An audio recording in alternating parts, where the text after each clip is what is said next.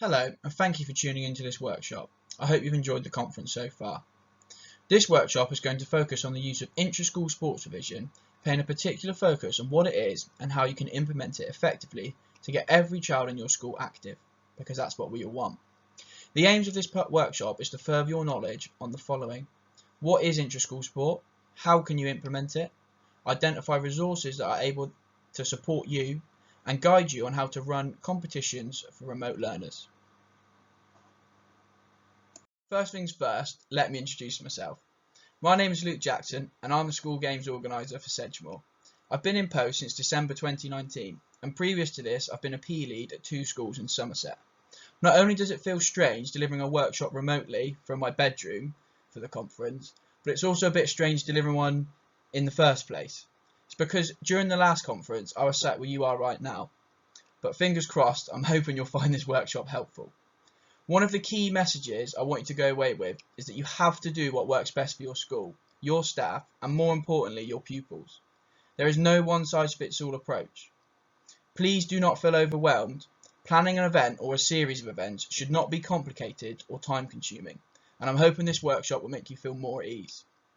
Please do feel free to contact me if you have any questions after today, or you would like to talk through some of your ideas, as I would love to hear them. You can email me on ljackson@sasp.co.uk or call me on 07458 301 528. So, we're going to start with what intra-school sport actually is.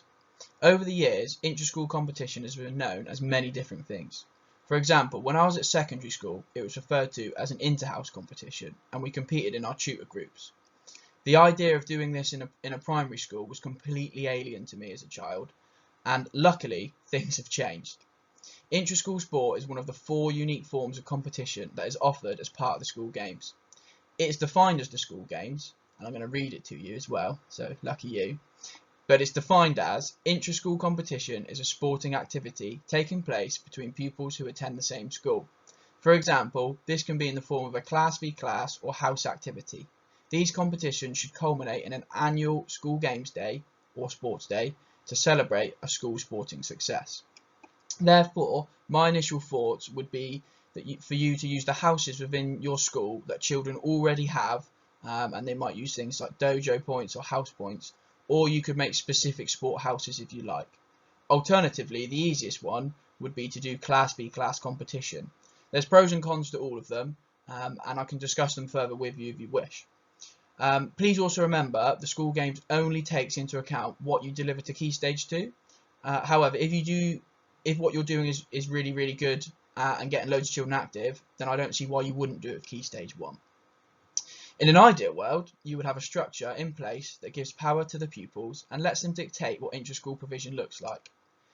This would allow young people to plan, set up and deliver the competition, and you might even get them to train the next year's leaders too.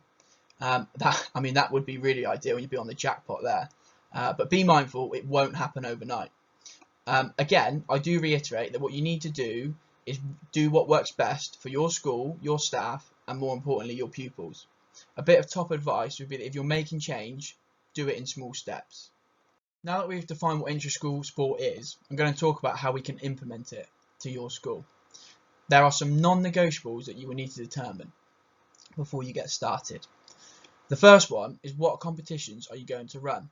This can be specific sports or adapted games and activities. There are loads and loads of resources available on the school games page that you can access. So if you log into your school games account, which you should be registered to, if not, speak to your SGO and they'll get you registered. There's a resources tab where you can access play and sport formats. If you don't feel confident, then this is what I'd advise you doing. If you do feel confident in delivering different competitions and formats, then by all means, again, do what works for you. The second non-negotiable is how are you going to sort your teams? Now this traditionally would be a class of 28, 4 teams of 7, get into some games, get some pitches set up and get cracking and get playing. Now there's nothing wrong with that, but it's about doing what's right for your pupils. Are they ready to be going into a 7v7 game for football, hockey, netball? Could you really do that with netball if we're playing high five where it's 5-a-side? So it's adapting what's there and available to you to make it work for your pupils, because remember, this is a learning process at the same time. So first off, are you going to create sports houses, or are you going to keep them in the houses they're in, or are you going to do a class v class? Now, for instance, if you're doing class v class, the format again would change, and you'd have to do more thinking as into how you're going to make that work for your school. It helps if you do streamline all your events that you compete in towards a school games day or a sports day, but it's not necessary, and you don't have to if it doesn't work for you. The next non-negotiable is, how are you going to score the competition? Now, really, this is dependent on how you run your event. So you can award points for teams for winning, losing, or drawing games. You may also wish to create your own scoring system using the spirit of the games, which means you will award for individuals who get points to their team when they display one of the spirits, which are teamwork, self-belief, respect, passion, honesty, and determination. There's a little picture at the bottom for you to remind you. By doing it this way, it's a nice way of allowing the competition to be removed slightly and not feel the loss of failure for young people, and it could definitely tie in with the cogs on real PE if that's what you deliver within your school. Now, the last one to think about is who's going to help you to deliver it, and when will you deliver it. So you may be a PE lead like I was, who was able to run the competition during a lot of PE time because I taught all the PE to all the students in my schools. You might, however, be a class teacher who is the PE lead, and so, I mean, you would need to make arrangements for others to deliver the competition on your behalf. You might get lucky and your head teacher may release you to deliver inter-house competitions, but I'd imagine that's quite unlikely at the moment. In some schools, making it a massive event that happens once every half term and goes over a day or afternoon works better. In other places, that's not logistically possible because of space. So again, you need to do what works for you. And also, do not forget to use young people, so children in your school, to be the leaders and support you in this. It does not have to be adults. I've found from past experience, when you've got, say, year 6 children leading events for even year 5s, especially with the younger ones as well, the energy and the enthusiasm they bring is second to none, that almost can't be replaced by an adult. So do use them. They're a useful resource for you. So this brings us on nicely to what formats can we use or utilise to make it work in your school. And I'd say there's 2 main formats that we can use as the basis of the competition for your intra-school provision. So a game-based competition would tie in nicely as a tool to meet the national curriculum aim of playing competitive games, or a school skill-based activity might be used to develop specific skills further in order to allow children to access the game element further down the line. So I'm going to talk about the games-based competition first. So for this, you might use sport-specific based competition, and I would recommend not exceeding teams bigger than 5 or 6 aside, because this will encourage maximum participation, and ultimately that's what we want.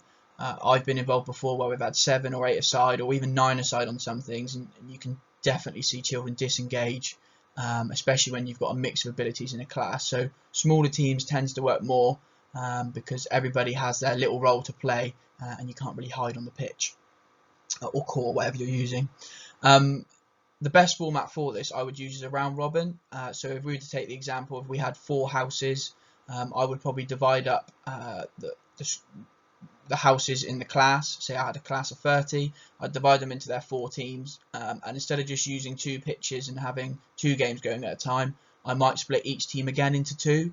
So then we're playing little 3 or 4 aside games, and that's what's counting towards our score. So we might, between the blues and the yellows, for instance, there might be a 5-a-side game and a 4-a-side game, and then if the 5-a-side game ended 2-0 to the blues, and then the blues won 1-0 in the other game, then obviously that'd be a 3-0 overall, which is quite a nice way of doing it, but again, it can restrict on space.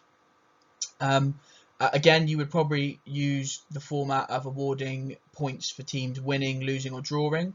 You might even do a mixed method of adding in about the value of the games, and if you see a child, or if your leaders see a child that display one of these values, they might earn bonus points, because that's a nice way to instill or embed the spirit of the games into your school.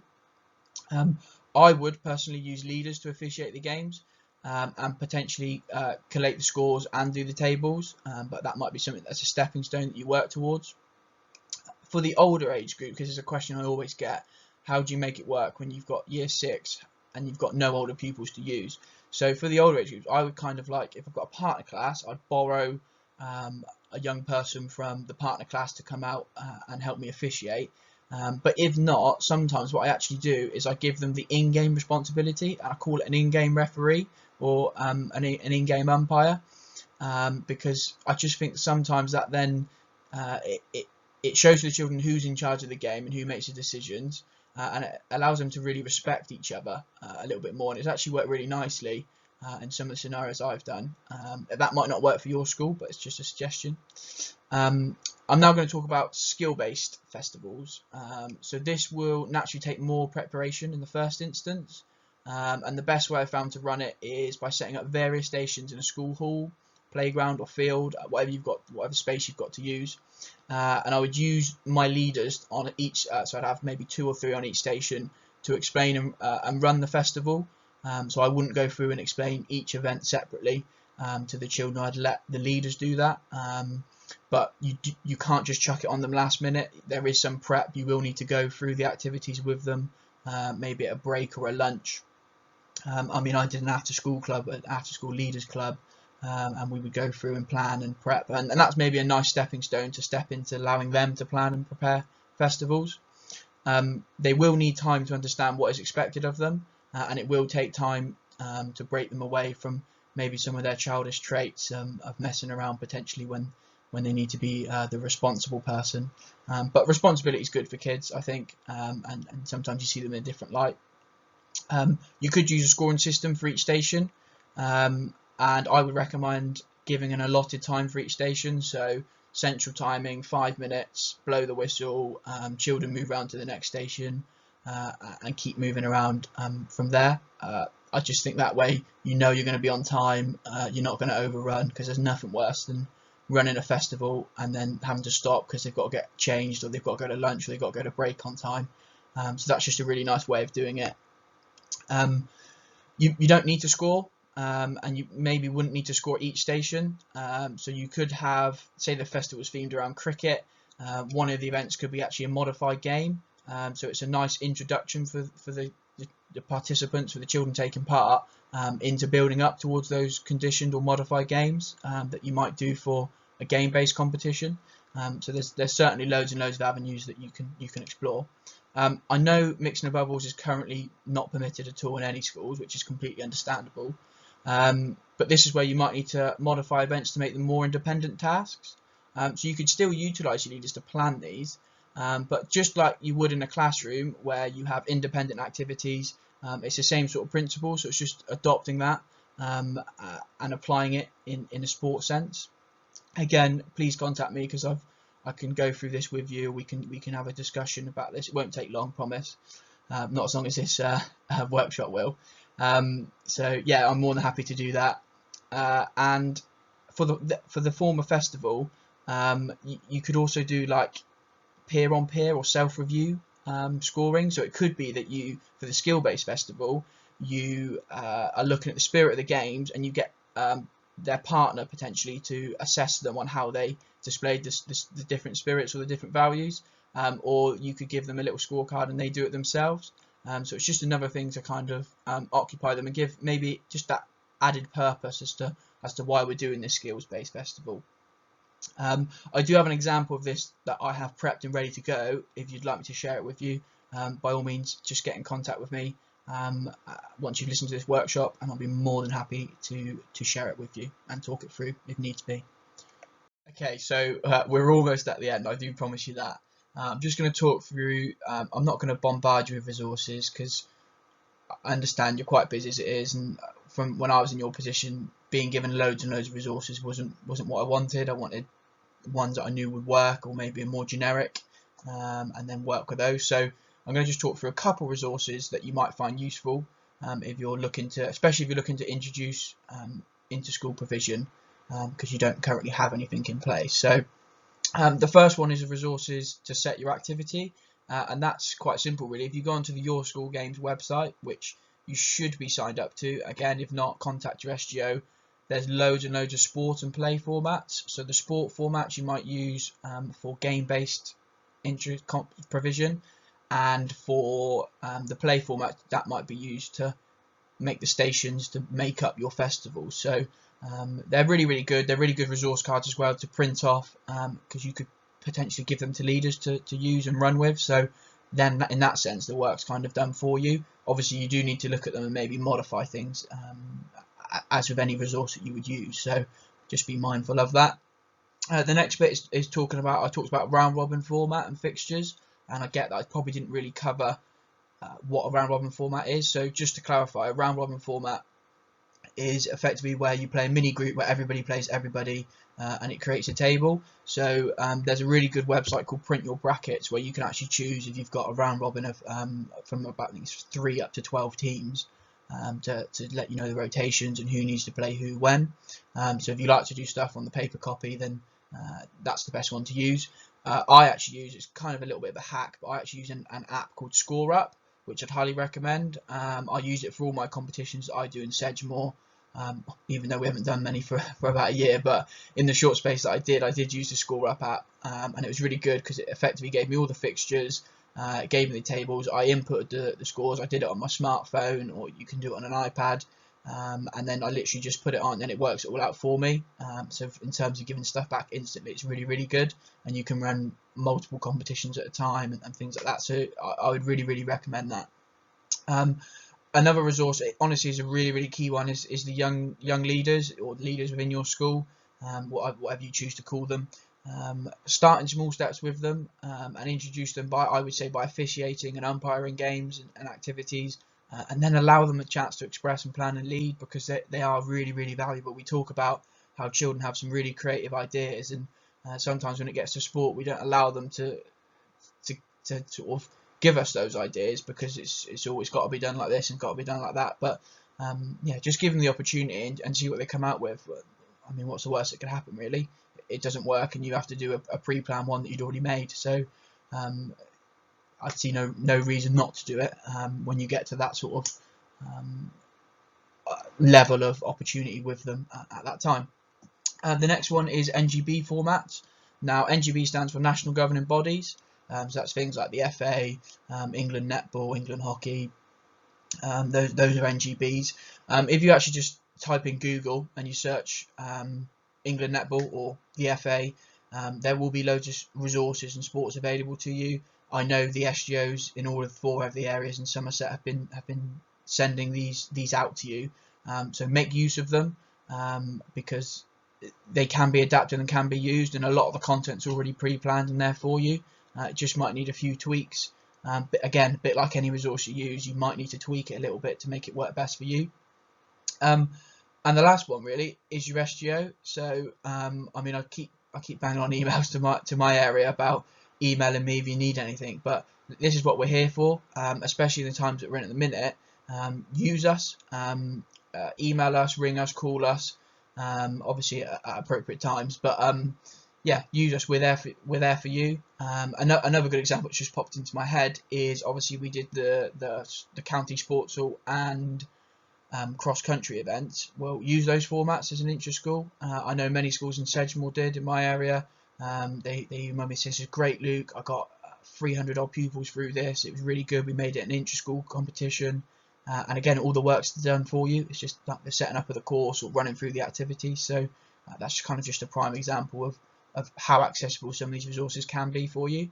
By all means, contact your SGO, and we're going to be there for you. So obviously when I first prepared this, schools were still in, you were still in, and there was no remote learning taking place. Obviously things have changed, and one thing we've learned from the way the world is at the minute is things can change so quickly, and we've got to adapt and work to it. So I've just added in a little bit about how potentially you could make this work remotely, and kind of work from there. So first thing is, utilise home packs that national governing bodies have made available to you. So you can find these, type in your browser the FA or Netball England or England Hockey, and then type in, as in the FA at home packs for children, So be specific with the search, although you probably know that anyway. So I would, just do that and see what you can find. Although we have been sending what we've seen through to you, so you will have most of it in an email form as an attachment or a link to the web page somewhere along the line. But if you can't find it, just ask an SGO. We're more than happy to point you in the right direction to go and find it for you and send it through if you can't find it, because generally, we suggest it, we probably know where we got it from, or you'd like to think we know where we got it from. So please do ask. You could do something quite simple as just pick a personal challenge. So I'm going to take Keep You Happy challenge. Doesn't have to be a football, doesn't need to be with your feet, could be keeping a balloon up with your head, with your hands, with your knees, could be sat down. Loads of different ways you can do it, but you could ask children to send in their scores of how many keep ups they managed to do, and record this, and you might do a class or a house competition between it, and it's just a way of bringing your school community together through the power of sport and physical activity, from what is quite a simple challenge and doesn't necessarily take a lot of setting up. Then maybe doing a little video of a couple of the staff doing it, to really get children empowered to want to do it. So again, might use your leaders. You could use your leaders to come up with some personal challenges within your school. One thing I found massively is you yourselves and the children at your school are the ones that can influence what children do. So what I mean by that is, if I was to do a challenge and send it out, but the PE lead or the class teacher was to do the same thing, the same video, you get more engagement from the class teacher because they've got that realism. They know who you are. A lot of them might not know me. I'm just a guy on a screen. So do use yourselves, use your children, because it's a good tool. And again, doesn't need to be complicated at all. As simple and straightforward as possible. And baby steps and introduce it that way. Try something. If it doesn't work, reflect on it, see what you can do better, talk to your SGO, and kind of go from there. Again, modify the scoring system if it's what you needed to do, and I'm just going to finish on do what works for you, and go from there. So we've literally got 2 slides left and then we're done. I promised it'd be a short and sweet workshop, so hopefully you haven't got bored of my voice yet anyway, so and you're still listening and you've got to this part so far. So I'm just going to bring all together what the aims were of the workshop that I mentioned at the start, and hopefully I would have covered this, but just to remind you, so the aims were to define what intra-school sport is, which I hope we have done. We went through the definition from the school games, how you can implement it in intra-school provision, so that talked about the different formats you can use, how you can actually do it, the non-negotiables. So by all means, make sure you follow those, and you won't go too far wrong. Identifying resources that are available to help you, please do use them. If you find something else and you think, oh, this is great, please let me know. I'd love to add it, because I'm still learning and I'm still taking things like this to make my events better when I do run them. So I'd love to hear them, even if it's just a short email with a link and say, here's a resource I thought was quite useful. Again, I might even share it across my areas and it might come out as well, so that would be quite cool. And then also giving consideration to how you may run the competitions remotely for learners. So we've talked about that a little bit. Again, I'm quite happy to have a more detailed discussion about it, because one thing I've found is, because every school is in a different situation, the way they're adapting and the way that they're reacting to what's happening, it's difficult to just put a generic one-size-fits-all approach on it. Again, it's just difficult to do that with intra-school provision in general anyway, but even more so remotely. So just please get in contact with me. So that's the end of my workshop, my presentation. I hope you've enjoyed it. I'm actually really disappointed that we can't be in person to do this, because I'm a big fan of working collaboratively. So what I would kind of do now is probably give you time to work in groups to discuss how you would maybe make intra-school provision work in your school, based on what sort of we've discussed and looked at the moment.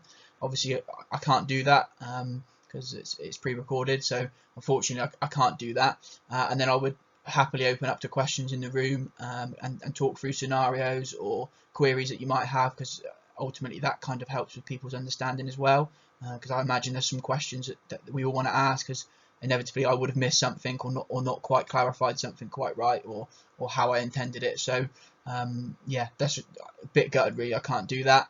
But please do get in touch with me. So my contact details are here again.